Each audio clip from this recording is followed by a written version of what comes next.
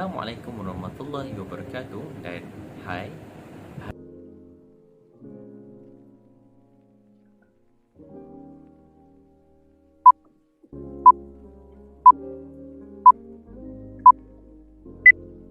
Assalamualaikum warahmatullahi wabarakatuh dan hai. Hari ini kami daripada kumpulan 3 ingin membentangkan tentang tajuk kepentingan pendidikan moral dan akhlak dalam pembentukan adab dan etika. Sebelum kita selami tajuk ini dengan lebih mendalam, ayolah kita tahu apa itu erti atau definisi akhlak.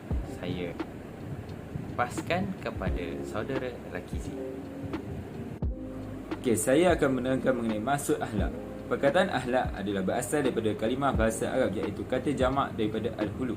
Perkataan ini pula adalah pecahan daripada perkataan al-khalq yang bererti ciptaan seperti yang dijelaskan di dalam Al-Quran surah As-Sajdah ayat yang ke-7, yang bermaksud yang menciptakan tiap-tiap sesuatu dengan sebaik-baiknya dan dimulakan kejadian manusia yang berasal daripada tanah. Daripada sudut bahasa, khuluq bermaksud budi pekerti, perangai, tingkah laku, pegangan, sikap ataupun tabiat. Menurut Imam Al-Ghazali, akhlak ialah kebiasaan manusia yang tetap terdapat dalam diri semua manusia. Seseorang itu dengan mudah dan tidak perlu berfikir untuk menghasilkan perbuatan dan tingkah laku. Sekiranya tingkah laku seseorang itu indah dan terpuji menurut akal, ia dinamakan akhlak yang baik. Tetapi, jika perbuatan ataupun tingkah laku itu keji, ia dinamakan akhlak yang buruk. Seterusnya, moral pula bermaksud sebagai tingkah laku yang ditentukan oleh etika. Moral terbahagi kepada dua iaitu baik dan jahat. Yang baik ialah segala tingkah laku yang dikenal pasti oleh etika sebagai yang baik, dan yang jahat ialah segala tingkah laku yang dikenal pasti oleh etika sebagai perbuatan yang jahat. Kalimah takdir merupakan antara istilah pendidikan yang digunakan yang kata dasarnya ad-daba bermaksud mendidik dan mengajar adab atau akhlak. Sebagaimana dijelaskan oleh Asmauti Suhid pada tahun 2005 bahawa Al-Ghazali juga menekankan maksud pendidikan ialah menanam perangai baik dalam diri kanak-kanak supaya mereka dapat menilai antara yang benar dan yang salah. Hal ini disokong pula oleh pandangan Syed Muhammad Aqib Al-Atas pada tahun 1980 yang menegaskan bahawa pendidikan merupakan proses penerapan adab ke dalam diri seseorang. Tegasnya, menurut perspektif Islam, pendidikan memainkan peranan penting dalam melahirkan insan yang berakhlak dan bermoral.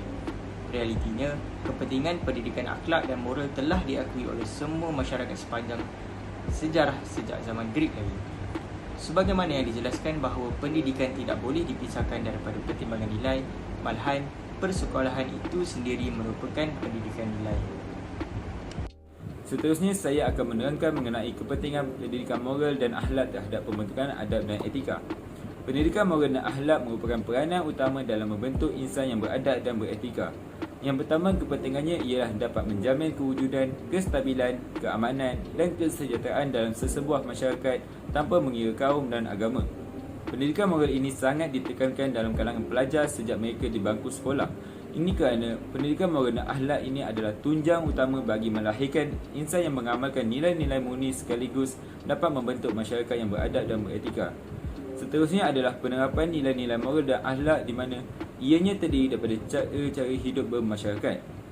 Perkara ini dapat diadaptasikan melalui semangat gotong royong membersihkan kawasan awam bersama-sama penduduk tempatan dan ianya juga dapat menyemai semangat kejiranan secara tidak langsung.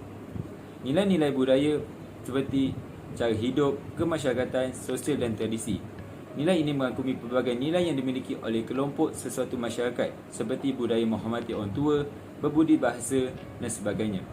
Ini membentuk adab dan etika yang sangat penting bagi mewujudkan suasana kehidupan yang sihat dan harmoni dalam kalangan masyarakat.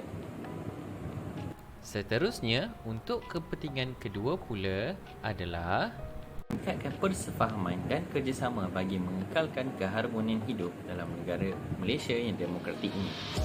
Sebelum itu, haruslah kita tahu atau mengenali apa itu erti keamanan serta kerjasama. Untuk erti definisi keamanan, menurut Kamus Dewan Bahasa dan Pustaka bermaksud keadaan yang tenang tanpa ada sebarang gangguan atau kekacauan. nilai moral dan etika yang baik dalam masyarakat harus dipupuk, diterap dan disuburkan bagi membolehkan peradaban manusia berkekalan. Jika sesebuah masyarakat mengamalkan nilai tersebut, yakni mampu hidup harmoni dan berkembang maju. Etika merupakan nilai yang sangat-sangat penting dalam kehidupan masyarakat kerana ia berhubung dengan tingkah laku masyarakat, tidak kira baik ataupun buruk. Menurut akhbar berita harian, ulama terkenal Yusuf Al-Qaradawi pernah menyebut bahawa keamanan berkait rapat dengan keimanan sebagai benteng kekuatan dalam hati untuk mencipta dan membina rasa aman serta tenteram daripada segala gangguan, tidak kira di dunia dan di akhirat. Di dalam Al-Quran juga Allah pernah berfirman tentang kaitan antara aspek iman dengan rasa aman dalam kehidupan manusia. Firman Allah Subhanahu wa taala yang bermaksud orang yang beriman dan tidak mencampur adukkan iman dengan kezaliman, syirik, mereka itulah orang yang mendapat keamanan dan mereka jugalah orang yang mendapat hidayah ataupun petunjuk. Ini dipetik daripada surah Al-An'am ayat 82. Kepentingan pendidikan moral dan akhlak dalam pembentukan etika dan adab dalam konteks Islam yang seterusnya ialah dapat mengembangkan pemikiran yang matang berasaskan nilai moral dan kerohanian dalam membuat keputusan dan menyelesaikan masalah. Manusia akan dapat berfikir dengan lebih jauh dalam segala aspek kehidupan. Kematangan fikiran akan terbentuk jika seseorang manusia itu mempunyai nilai moral yang tinggi serta akhlak yang terpuji. Hal ini disebabkan nilai moral yang tinggi dalam seseorang individu memberi impak dan kesan yang besar terhadap kehidupan seharian. Contohnya, individu akan membuat sesuatu keputusan yang tepat dalam menyelesaikan masalah, iaitu berlandaskan nilai moral yang baik, mengikuti ajaran Islam sekaligus membentuk adab dan etika yang terpuji. Sikap terpuji ini akan memberi contoh yang baik kepada seluruh lapisan masyarakat. Oleh yang demikian, kesejahteraan dalam kehidupan seharian akan dicapai jika seseorang individu mengamalkan nilai moral dan akhlak terpuji. Sekarang kita beralih pula kepada kepentingan adab dalam Islam. Seterusnya saya akan menerangkan mengenai kepentingan akhlak terhadap pembentukan adab dan etika dalam konteks agama Islam. Yang pertama adalah untuk meningkatkan keimanan seseorang daripada menjadi lemah. Kuat atau lemahnya iman seseorang itu dapat diukur dan diketahui daripada tingkah laku akhlaknya. Hal ini kerana iman yang kuat mewujudkan akhlak yang baik dan mulia, sedangkan iman yang lemah akan mewujudkan tingkah laku yang keji yang merugikan dirinya sendiri dan juga orang lain. Hal ini sangat penting bagi melahirkan insan yang beradab dan beretika. Allah Subhanahu Wa Taala juga berfirman di dalam Al-Quran, banyak menyeru manusia supaya berbuat baik dan meninggalkan perbuatan yang jahat dan akan merugikan diri sendiri sebagai tuntutan iman dan takwa kepadanya. Dalam membina iman yang benar dan sempurna dalam kalangan umat manusia, Rasulullah SAW bersabda, terus untuk menanam dan menunjukkan akhlak yang luhur agar umat manusia terpelihara daripada perkara yang mungkar dan dimungkari oleh Allah Subhanahu Wa Taala. Melalui akhlak yang baik, ia dapat mewujudkan hubungan seseorang individu itu dengan Allah Subhanahu Wa Taala untuk bertambah erat, lebih-lebih lagi hubungannya sesama manusia. Akhlak yang baik juga dapat menghapuskan kesalahan seseorang itu seperti air yang mencurah, menghancurkan tanah yang keras sebagaimana sabda Rasulullah SAW yang bermaksud, akhlak yang baik dapat menghapuskan kesalahan bagaikan air yang menghancurkan tanah yang keras. Dan akhlak yang jahat dapat merosakkan amalan seperti cuka merosakkan manisnya madu. Kepentingan akhlak dalam konteks Islam yang seterusnya ialah menuju masyarakat yang lebih baik. Allah Tuhan Semesta Alam Maha Bijaksana dalam menjadikan manusia yang saling memerlukan antara satu sama lain, iaitu mereka saling memerlukan antara satu sama lain bagi mencapai sesuatu matlamat. Datangnya Islam untuk membawa manusia ke tingkat kehidupan yang cemerlang dan bahagia serta sejahtera melalui keluhuran akhlak yang unggul. Akhlak bukanlah barangan mewah yang diperlukan, tetapi akhlak merupakan pokok kehidupan yang utama sebagaimana diharuskan oleh ajaran Islam.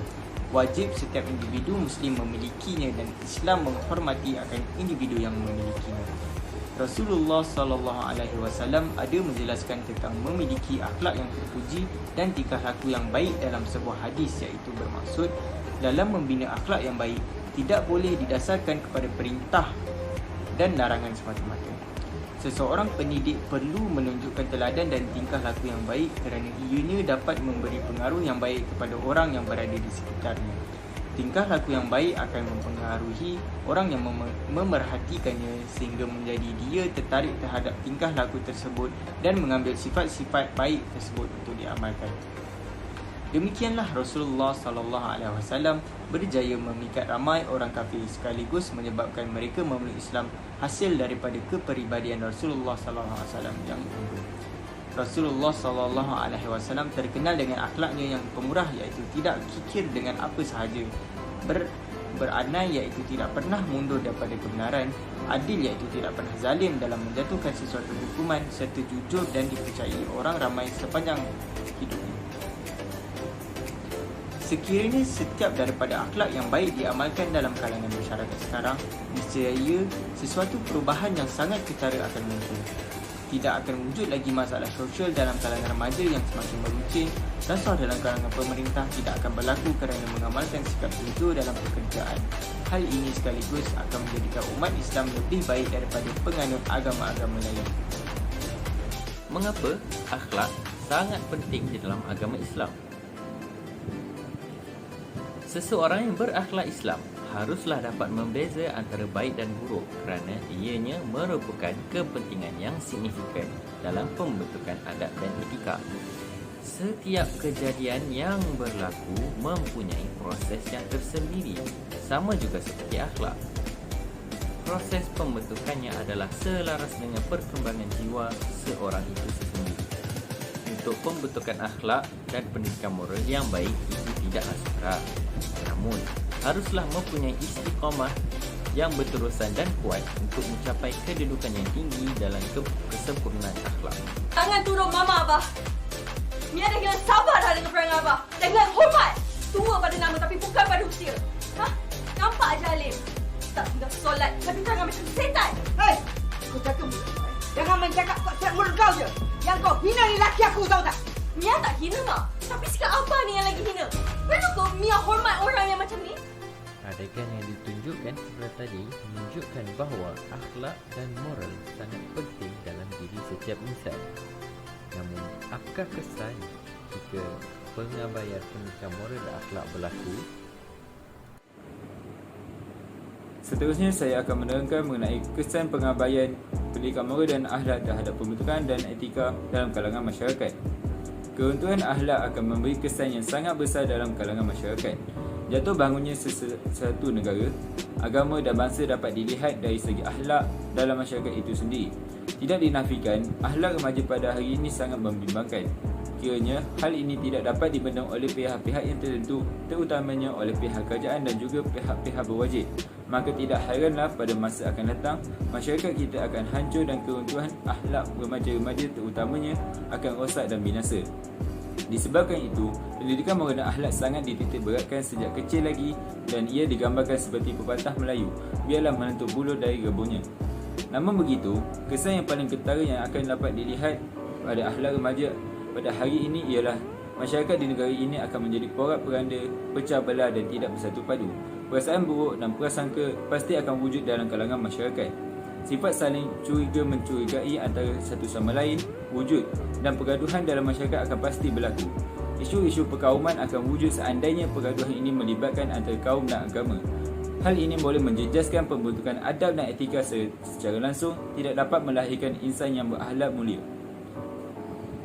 Sebagai kesimpulan, kepentingan akhlak dan pendidikan moral amatlah signifikan selaras dengan pembentukan adab dan etika.